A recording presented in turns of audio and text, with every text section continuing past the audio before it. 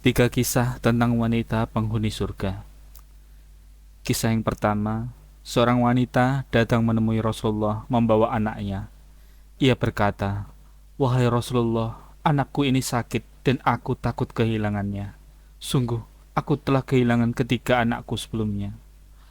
Rasulullah bersabda, "Sesungguhnya kamu terlindung dari tabir yang amat kokoh dari panasnya api neraka." Sabda Nabi ini mengandung arti bahwa setiap wanita yang ditinggal mati anaknya, kemudian ia bersabar atas ketentuan Allah tersebut, niscaya Allah akan memasukkannya ke dalam surga. Kisah yang kedua, di suatu hari seorang wanita miskin menemui Aisyah sambil membawa dua anak perempuannya. Aisyah memberinya 3 butir kurma. Wanita itu lalu memberi kedua anaknya masing-masing sebutir kurma dan satu lagi untuk dirinya. Namun ketika wanita itu hendak memakannya, kedua anaknya itu meminta lagi. Akhirnya ia pun membelah kurma itu dan membagikannya kepada kedua anaknya.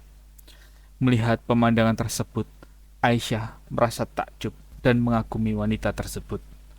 Kemudian ia menceritakan kejadian itu kepada Rasulullah. Dan beliau berkata, dengan perbuatannya itu, sungguh Allah akan menghadiahkan surga untuknya, atau dia akan membebaskannya dari siksa api neraka. Kisah yang terakhir tentang wanita penghuni surga. Suatu hari Rasulullah sholat di masjid seorang diri. Tiba-tiba seorang wanita Badui lewat dan melihat beliau sholat. Ia pun segera sholat di belakang Rasulullah. Tetapi beliau tidak mengetahuinya. Dalam sholatnya, Rasulullah membaca ayat, لها سبعة أبواب لكل باب منهم جزء مقسوم. Jahanam itu memiliki 7 pintu, dan tiap-tiap pintu untuk golongan yang tertentu dari mereka. Quran Surat Al-Hijr ayat 44. Mendengar ayat itu dibacakan, sontak wanita Badui itu jatuh pingsan, dan Rasulullah mendengar suara terjatuhnya di tanah. Maka usai sholat, Rasulullah pergi dan meminta air, lalu dibasuhkan ke muka wanita itu hingga ia tersadar dan duduk. Rasulullah bertanya, "Wahai wanita, apa yang terjadi kepadamu?" Ia pun menjawab, "Aku jatuh pingsan karena mendengar kitab Allah yang diturunkan.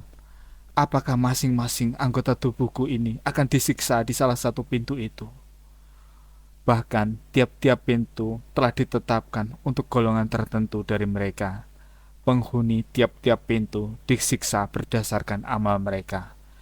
Jawab Rasulullah, "Demi Allah, aku wanita miskin yang hanya memiliki 7 anak.